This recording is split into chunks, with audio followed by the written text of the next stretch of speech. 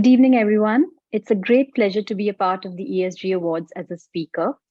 And I would like to begin by thanking Mr. 𝗘𝗦𝗍𝗶 for sharing his views on decarbonization strategies and how India can achieve net zero targets. Now, nearing the halfway mark, the 2030 Agenda and SDGs remain as relevant as ever as the world's compass and lodestar for navigating global turbulence.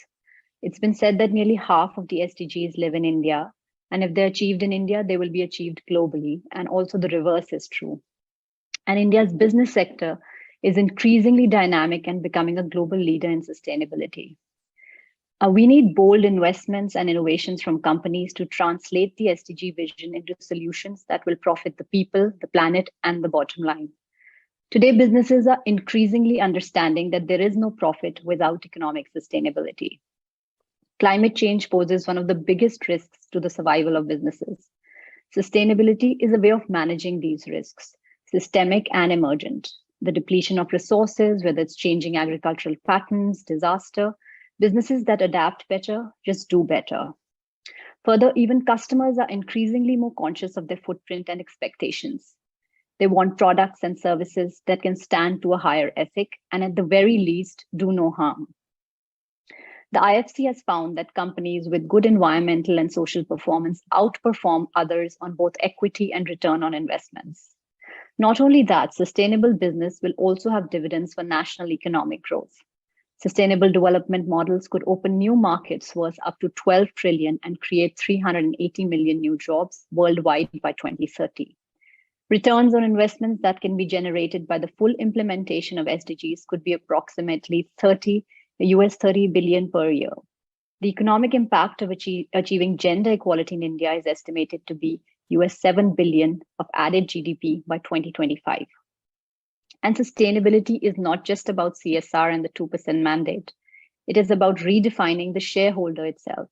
There is a direct stake in the profitability and in the social and environmental impact of businesses on communities, on ecosystems, cities, and towns, and on the millions of people whose lives are touched by global value chains.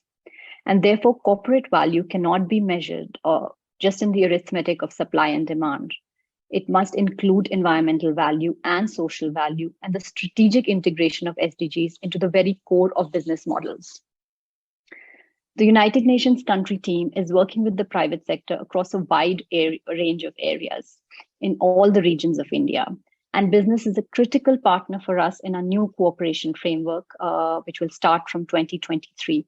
The UN works in 5-year cooperation frameworks with the government, and we are entering a new cycle next year. And we hope business is going to be a critical player with us in this new development compact that we are going to be entering.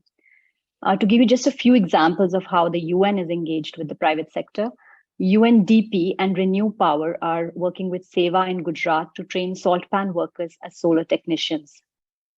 In Bangalore, UNDP is working together with SAP Labs to empower women and young people with critical digital skills, aiming to reach 20,000 youth and 5,000 women. UNDP has also been focused on mobilizing financing to meet the SDG financing gap by launching an SDG finance facility to act as a bridge between private and government partners and to help design and develop innovative financial instruments such as social impact bonds.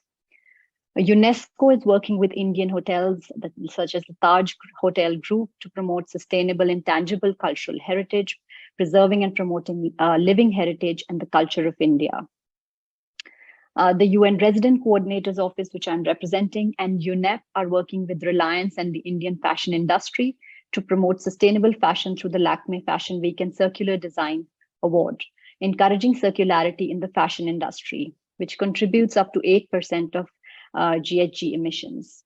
For example, a Circular Design Award winner called I Was a Sari makes clothing and accessories from repurposed saris and has partnered even with Gucci. Several agencies in the UN system are working with tea producers to improve the lives of plantation workers.